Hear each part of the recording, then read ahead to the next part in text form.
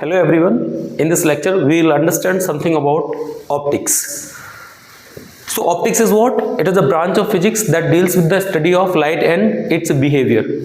मतलब इस ऑप्टिक्स में हम क्या पढ़ेंगे? हम पढ़ेंगे लाइट को और लाइट के बिहेवियर को, लाइट एंड इट्स बिहेवियर.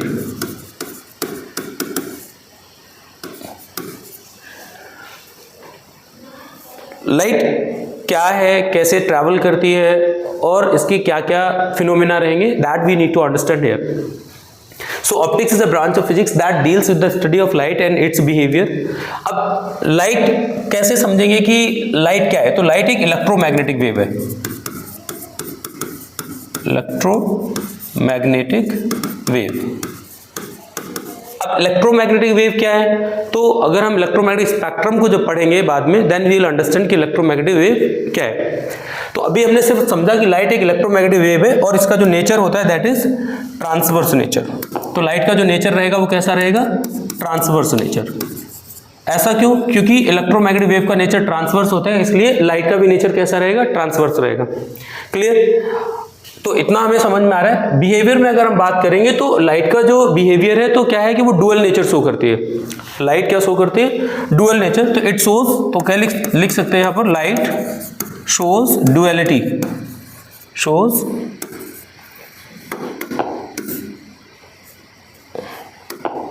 तो light shows duality. Duality means two nature.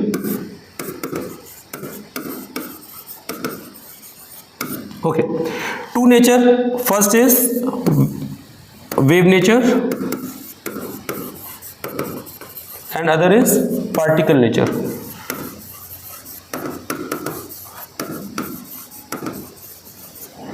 So wave nature and particle nature.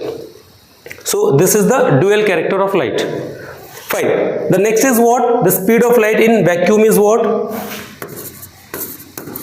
Speed of light in vacuum or air, vacuum or air is 3 into 10 to the power 8 meter per second. Now there is a question, board आपको trap कैसे करेगा? तो board trap करेगा आपको कि ये जो 3 into 10 to the power 8 metre पर सेकेंड आ रहा है, इसको वो यूनिट में गड़बड़ कर देंगे. तो यूनिट में गड़बड़ कैसे करेंगे उसको देखो. जैसे यहाँ लिखा है 3 into 10 to the power 8 metre पर सेकेंड, वहां तुम्हें ऑप्शन मिलेगा 3 into 10 to the power 5 kilometre पर सेकेंड. Got it? और ज्यादा ट्रैप करेंगे तो वो लिख देंगे 3 into 10 to the power 10 centimetre पर सेकेंड. और भी अगर ज्यादा ट्रैप करेंगे तो क्या लिखेंगे? 3 into 10 to the power 11 millimetre पर सेकेंड. तो ये इजी क्वेश्चन है, बट तुम्हें ट्रैप करने के लिए क्या करेंगे? ऑप्शन दे देंगे 3 into 10 to the power 8 kilometre पर सेकेंड. और आप कहां पर फेल हो जाएंगे? क्योंकि आपका दिमाग चलेगा 10 to the power 8 पे और आप यूनिट की तरफ ध्यान ही नहीं देंगे. तो याद रहे, इतनी सारी यूनिट के बेसिस पर ये वैल्यूज चेंज हो रही है, तो we need to keep in mind कि यूनिट क्या है.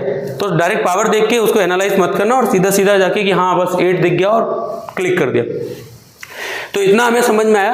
अब लाइट के कौन कौन से फिनोमेना हम पढ़ेंगे, that we need to understand. तो स्लाइड ऐड करते हैं और देखते हैं कि कौन कौन से फिनोमेना पढ़ेंगे. तो लाइट के अंदर अपन क्या क्या पढ़ेंगे? तो एक तो पढ़ते हैं रिफ्लेक्शन, रिफ्लेक्शन ऑफ लाइट. दूसरा रिफ्रैक्शन ऑफ लाइट.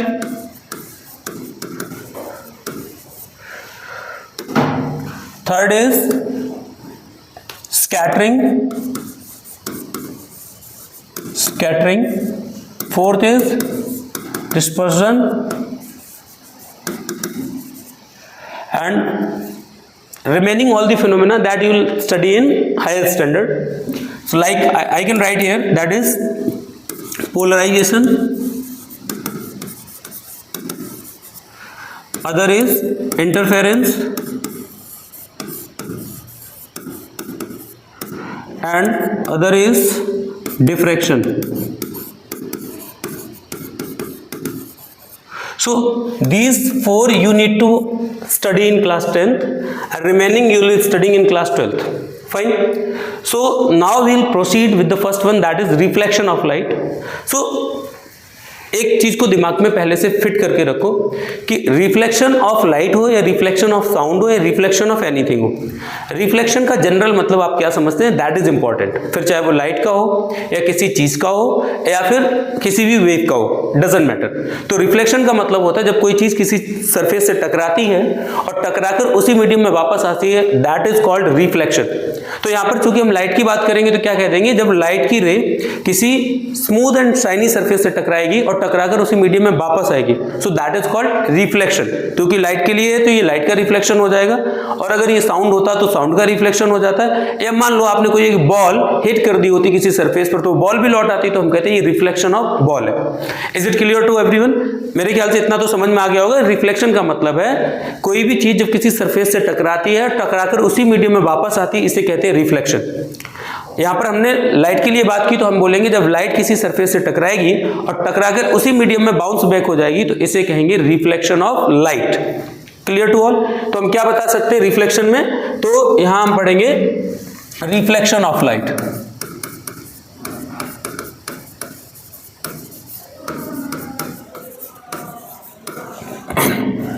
तो reflection of light, simply what I said,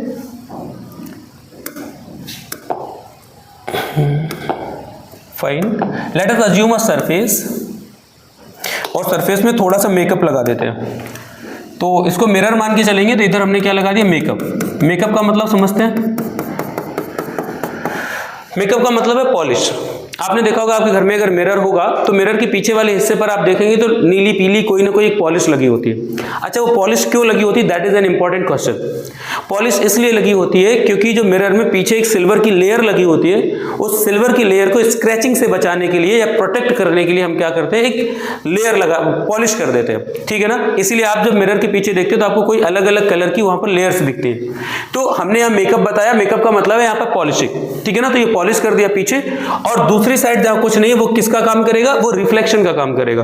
तो इधर ये पीछे जो सरफेस रहेगा इसका नाम क्या रखा हमने, रखा पॉलिश सरफेस। ये क्या हो गया, ये पॉलिश्ड सरफेस है, पॉलिश्ड सरफेस। और इस साइड का क्या हो जाएगा, ये हो जाएगा रिफ्लेक्टिंग, क्योंकि इधर रिफ्लेक्शन का काम होगा। ये हो गया रिफ्लेक्टिंग सरफेस। फाइन, अभी अपन को करना क्या है, लेट्स से कि कोई एक लाइट की रे आती है और इस पर ऐसे करके किसी पॉइंट पे इंसिडेंट होती है। तो वेरी इंपॉर्टेंट चीज ये है कि जब लाइट की रे किसी पॉइंट पे इंसिडेंट करेगी तो उस पॉइंट को हम क्या बोलेंगे, what is the name of that point where the light incident. तो लाइट इंसिडेंट कहां हुई, हमने कहा इस वाले पॉइंट पर। तो इस पॉइंट का कुछ तो नाम होगा, इस पॉइंट का नाम है पॉइंट ऑफ इंसिडेंट। तो अब पॉइंट ऑफ इंसिडेंट पे क्या करना है, तो सबसे पहला काम है एक नॉर्मल प्लॉट करेंगे। अब बहुत से लोगों को ये नॉर्मल ही समझ नहीं आएगा कि नॉर्मल क्या है। नॉर्मल का मतलब है कि सरफेस के साथ एक 90 डिग्री पर हम एक इमेजिनरी लाइन ड्रॉ कर लेते हैं। हालांकि यहां तो हमें प्लॉट ही करनी पड़ेगी, तो हमने ऐसे करके एक प्लॉट कर दी, दिस इज। तो इसका नाम क्या रखा, नॉर्मल। क्या नॉर्मल हमेशा पूरे सरफेस के साथ 90 डिग्री होगा, ऐसा नहीं होता। प्लेन के केस में क्या होता है कि ये 90 डिग्री पूरे सरफेस के साथ बनाएगा। अगर सरफेस कर्व्ड हुआ, इररेगुलर हुआ, तो पॉइंट ऑफ इंसिडेंट पर हम पहले एक टेंजेंट प्लॉट करेंगे, उस टेंजेंट के लिए एक नॉर्मल प्लॉट करेंगे, ठीक है ना। और जनरल में यहाँ नॉर्मल का मतलब हमें क्या समझ में आ रहा है, दैट इज 90 डिग्री। तो फिलहाल अपन ने क्या करा, एक नॉर्मल प्लॉट कर लिया। अब लाइट की रे अगर आई है और इस सरफेस पर टकराई है तो ऑब्वियस उसे जाना भी तो होगा। तो हमने क्या करा, इस लाइट की रे को आगे ट्रेस करा दिया, और कैसे जाएगी, तो ऐसे करके मान लेते चली गई। क्लियर। अब इस केस में अपन क्या करना है, डायरेक्शन दिखाना बहुत इंपॉर्टेंट होता है। तो डायरेक्शन दिखाने के लिए अपन क्या करेंगे, एरो का यूज करेंगे। अब एरो यूज कैसे करेंगे, तो ये आने का था और ये जाने का था। डायग्राम हमेशा मोर इंफॉर्मेटिव होना चाहिए, इसलिए जितनी भी चीजें आपने यहां पर रखी हैं सबके नामकरण होने चाहिए। क्या नाम रखेंगे, तो इसका नाम रखा हमने, ये इंसिडेंट रे थी तो इसका नाम रख दिया इंसिडेंट रे, ठीक है। यहां पर एक एंगल बना होगा, इसका नाम है एंगल ऑफ इंसिडेंस, तो ये हो गया एंगल ऑफ इंसिडेंस। और यहां पर क्या है, आर, ये हो गया एंगल ऑफ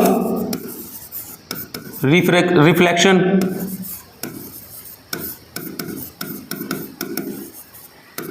और ये टकराकर जाने वाली रे, इसलिए इसका नाम क्या है, रिफ्लेक्टेड रे। डायग्राम जितना सुंदर बनाएंगे उतना ही इजी रहेगा आपके लिए समझने के लिए, ठीक है ना। तो क्या होगा, रिफ्लेक्टेड रे लिखना था, आई correct my self and you correct your self, reflected ray, ठीक है। तो इतना हमें समझ में आ गया। ये जो हमने एक लाइन डॉट डॉट से खींची थी, इसका नाम क्या है, नॉर्मल, ठीक है। तो ये हो गया रिफ्लेक्शन। अब इसमें क्या है कि ये तो रिफ्लेक्शन ऑफ लाइट हमने देख लिया कि ऐसे करके चलो एक जनरल डायग्राम है। तकलीफ हमारी क्या है कि हमने ऐसे करके डायग्राम बनाकर आपको सिखाया, तो आपको पता है कि हम ऐसे ही डायग्राम बना सकते हैं, या बुक में किसी एक डायग्राम को देखा आपने तो आपको लगता है हम वैसे ही डायग्राम बना सकते हैं। ऐसा जरूरी नहीं होता है। हो सकता है कि मैंने रिफ्लेक्टिंग सरफेस को राइट साइड पे रखा है, आपकी चॉइस है, आप रिफ्लेक्टिंग सरफेस को लेफ्ट साइड पे रखना चाहते हो तो नो डाउट रख सकते हैं। आपका मन है कि हमने इसको वर्टिकल में लिया, आप हॉरिजॉन्टल में लेना चाहते हैं, नो डाउट आप रख सकते हैं। It is totally your choice, आप अपनी मर्जी के हिसाब से इस डायग्राम को बना सकते हैं। जरूरी होता है कि जो कॉन्सेप्ट है वो उसमें फॉलो होना चाहिए, वो गड़बड़ नहीं होना चाहिए। तो हमने क्या किया, इंसिडेंट रे को रखा, रिफ्लेक्टेड रे को रखा, नॉर्मल प्लॉट किया, सारी चीजों को हमने यहां पर इंडिकेट किया, सब कुछ दिखाया। अब यहां पर अगर हम समझे कि रिफ्लेक्शन है तो कोई कंडीशन पर ही होता होगा ना, कोई तो प्रिंसिपल होगा जिसे ये फॉलो करते होंगे। तो हमने कहा लॉज ऑफ रिफ्लेक्शन। तो अब याद रहे, लॉज ऑफ रिफ्लेक्शन सिर्फ लाइट के लिए नहीं होते, वो किसी भी टाइप्स की वेव्स के लिए लॉज ऑफ रिफ्लेक्शन होते हैं, चाहे वो साउंड हो जो कि आपने 9th में पढ़ा होगा, या हम यहाँ पर लाइट के लिए बात कर सकते हैं, या फर्दर हायर स्टैंडर्ड में और चीजों के लिए बात करेंगे। तो लॉज ऑफ रिफ्लेक्शन का मतलब है यहाँ पर 2 लॉज ऑफ रिफ्लेक्शन हम लेकर चलेंगे, ठीक है ना। पहला लॉ ऑफ रिफ्लेक्शन है, मैं लिख दूं इधर, laws of reflection, reflection of light. तो अपन लाइट के लिए बात कर रहे हैं, इसलिए laws of reflection of light की हम चर्चा करेंगे। अब देखो यहां पर क्या कर सकते हैं अपन, ठीक है। लॉज ऑफ रिफ्लेक्शन में पहला लॉ क्या है कि जो इंसिडेंट रे होगी, तो ध्यान से देखो, incident ray and the normal कहां पर, at the point of incidence. तो incident ray and the normal at the point of incidence and the reflected ray all lie in the same plane. मतलब ये देखो तीनों चीजें आपको एक ही प्लेन पर तो दिख रही हैं, इसलिए क्या कह सकते हैं, इंसिडेंट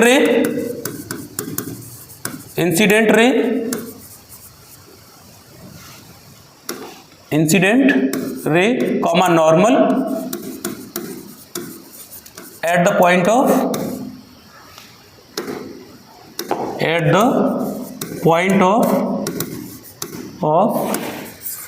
इंसिडेंस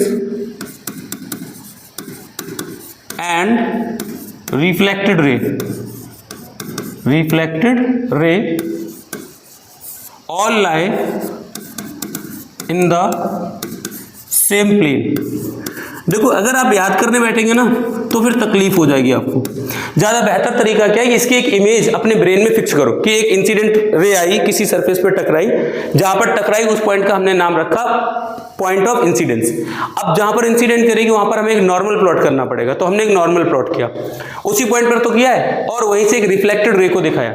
तो वो तीनों चीजें एक ही प्लेन पर तो आपको दिख रही है ना, तो हमने बताया कि तीनों ही चीजें एक ही प्लेन पर लाई करती है, पहला लॉ हो गया। दूसरे लॉ की अगर हम बात करेंगे तो बताएंगे जो एंगल ऑफ इंसिडेंस है, यानी कि इधर वाला, वो हमेशा इक्वल होगा एंगल ऑफ रिफ्लेक्शन के, ठीक है ना। जो एंगल ऑफ इंसिडेंस है that is equal to the angle of reflection. Clear to all. तो ये हो गए 2 लॉज।